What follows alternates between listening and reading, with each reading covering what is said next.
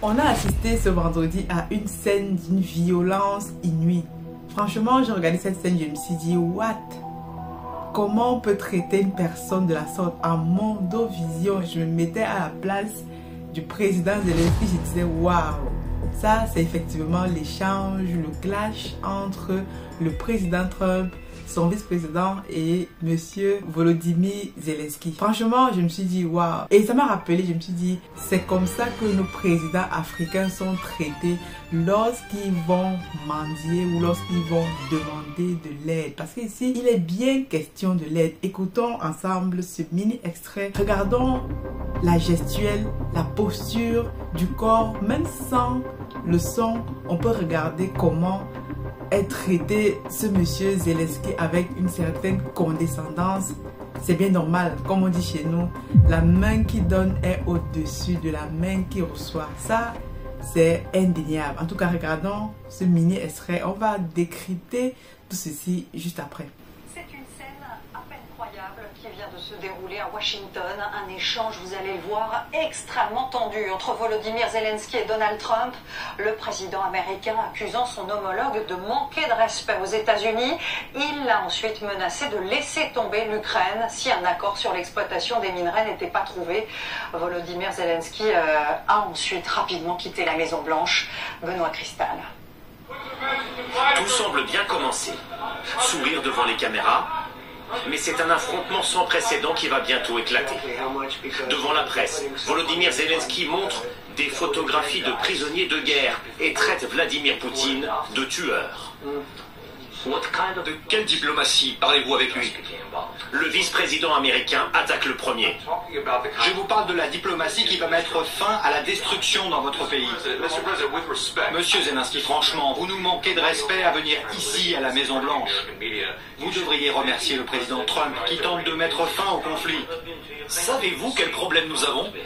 Le président ukrainien tente d'expliquer pourquoi il a besoin de l'aide militaire américaine. C'est alors Donald Trump qui explose.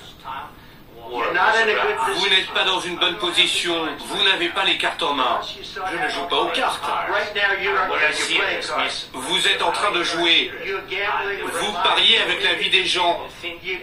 Vous pariez avec la Troisième Guerre mondiale. Et ce que vous faites est irrespectueux pour ce pays. Zelensky est sans voix. Il n'a plus la parole. Si on vous offre un cessez-le-feu maintenant, prenez-le pour que les balles arrêtent de voler. Je veux la fin de la guerre, mais je veux aussi des garanties. Volodymyr Zelensky voulait une aide militaire en échange d'un accord sur les matières premières. Il claque la porte de la Maison-Blanche. Ce soir, les négociations semblent rompues.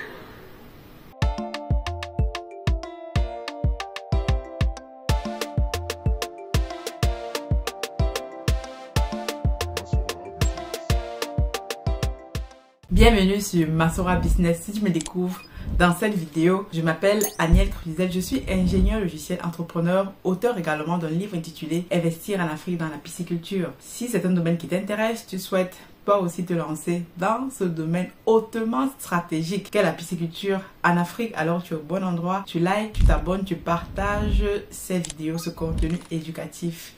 En barre de description, découvre tous nos liens pour commander notre livre sous la forme digitale, papier. Bon, actuellement, nous avons ma rupture de stock sur Amazon. Je suis en train de refaire le stock, mais vous pouvez également commander le livre digital disponible sur notre académie, Aniel Itachian Academy. Les liens sont en barre de description. Tu peux également rejoindre notre plateforme Telegram où on partage du contenu intéressant. Ce week-end, nous avons eu justement un webinaire sur comment réduire les impôts dans vos différents business en ligne. Le replay sera bientôt disponible. Tu pourras l'avoir directement dans ce groupe. Donc, je t'invite à rejoindre ce groupe si tu es intéressé par la pisciculture, mais pas que. Je partage des informations intéressantes là-dedans que je ne donne pas souvent sur ce média. Cette vidéo, je voulais la faire non pas pour faire les polémiques. Bon, est-ce que M. Donald Trump a raison? Est-ce que Volodymyr Zelensky a raison? La guerre en Ukraine, même si la guerre en Ukraine, qu'on se le dise, a affecté et affecte encore les Africains.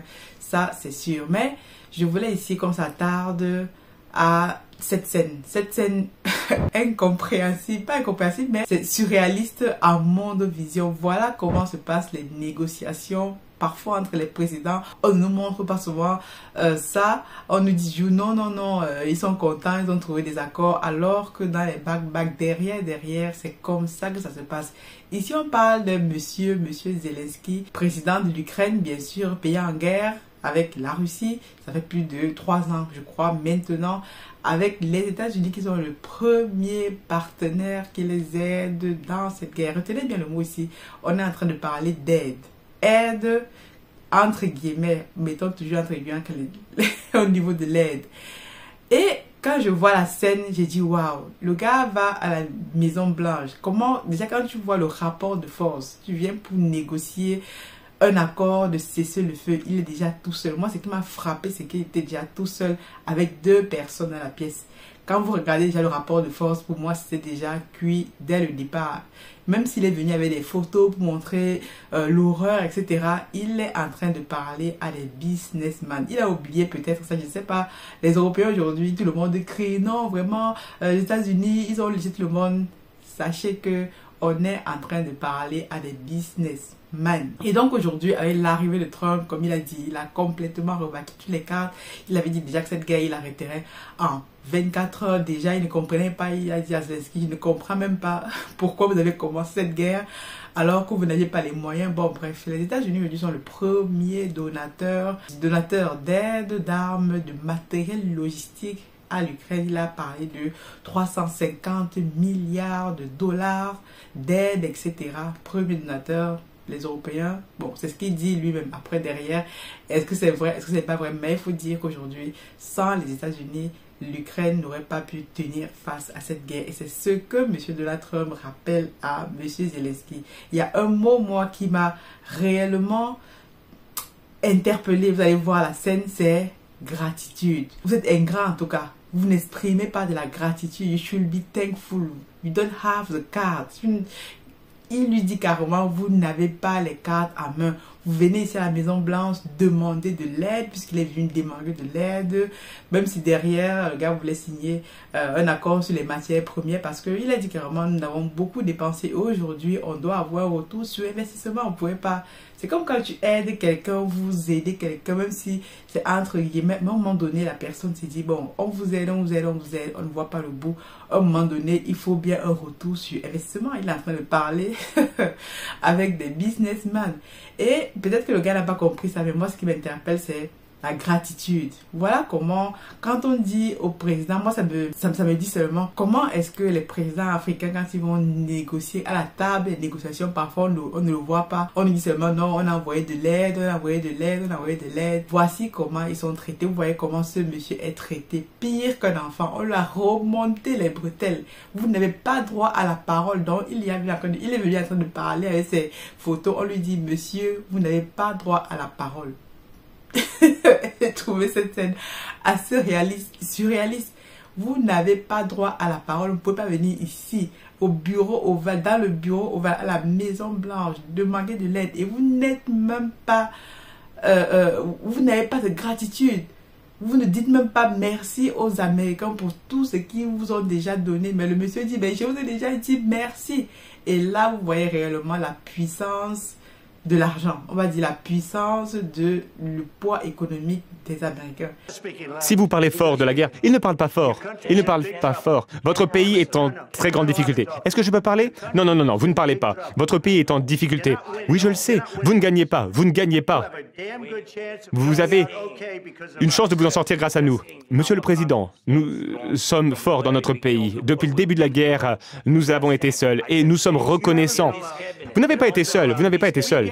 Nous vous avons donné 350 milliards de dollars.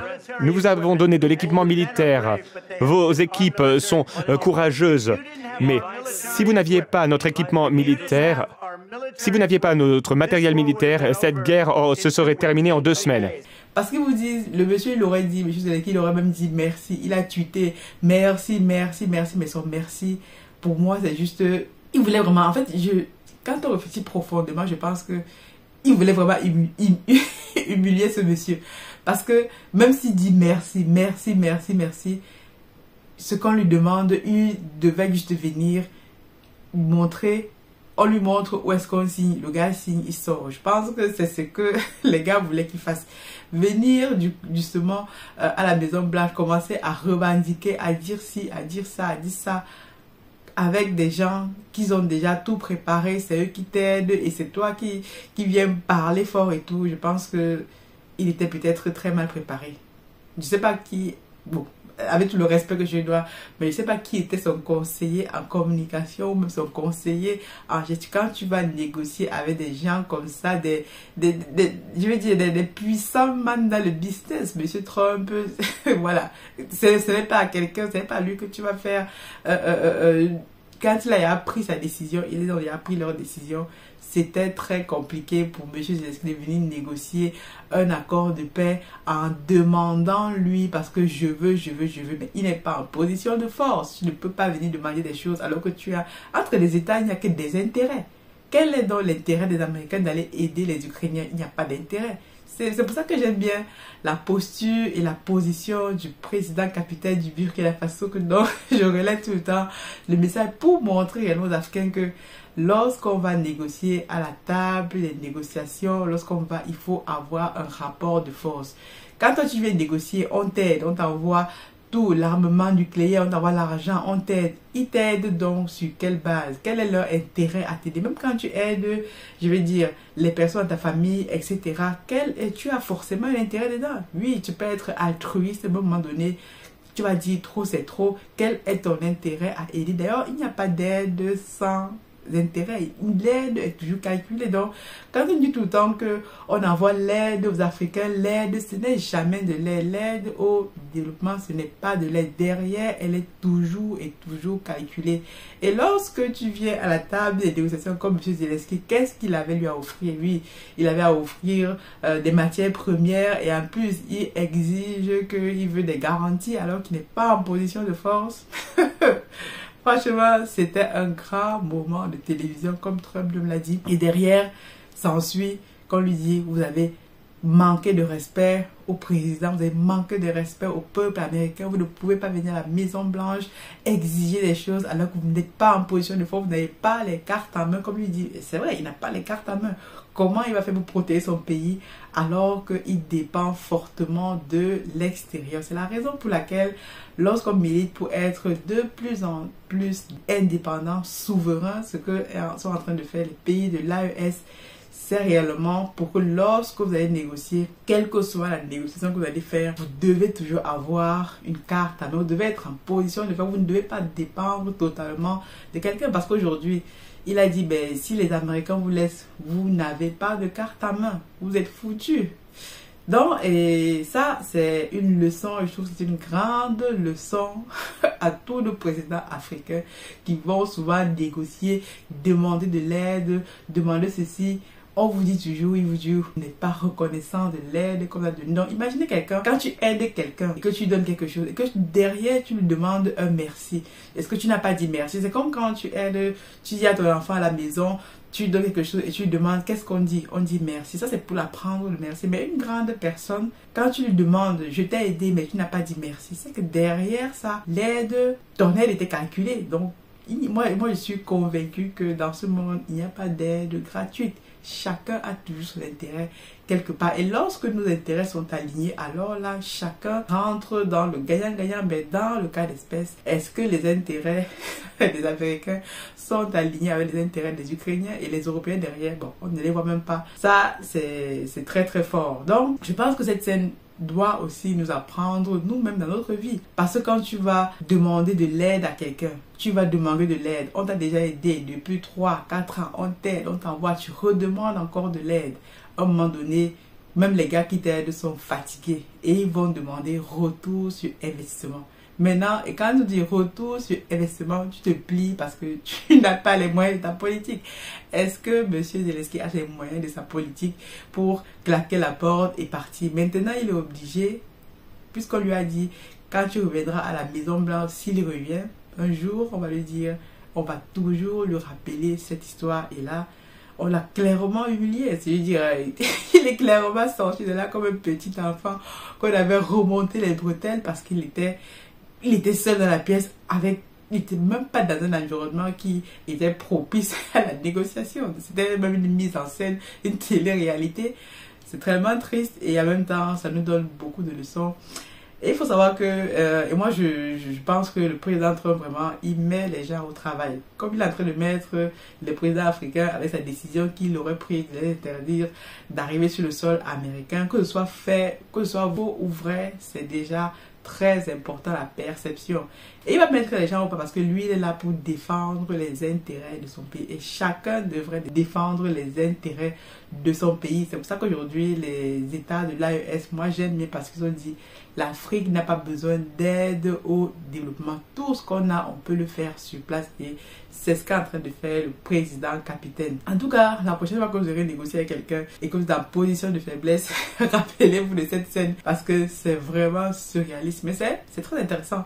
Et ça nous montre que dans ce monde-ci, il n'y a rien du tout qui est gratuit.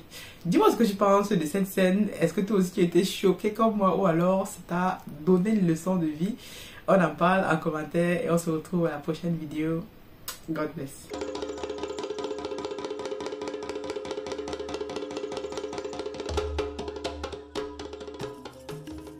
Bienvenue chez Africa Food Industry, votre partenaire de confiance pour une alimentation saine et de qualité. Situé au Cameroun en périphérie de Yaoundé, notre site de production en pleine nature est dédié à l'élevage, à la production et à la transformation responsable des poissons les plus frais. Chez Africa Food Industry, nous élevons et transformons une variété de poissons, notamment le silure, la carpe et le tilapia, dans le respect de l'environnement et du bien-être animal. Nos processus d'élevage rigoureux garantissent que chaque poisson est traité avec le plus grand soin, du moment de la capture à son arrivée sur votre table. Découvrez notre large gamme de produits finis, des filets de poissons frais aux délicieuses conserves de carpe de silure et de tilapia, prêts à satisfaire les palais les plus exigeants. Pour des produits de qualité supérieure, faites confiance à Africa Food Industry. Contactez-nous dès aujourd'hui pour en savoir plus. Africa Food Industry, nourrir le monde, une bouchée à la fois.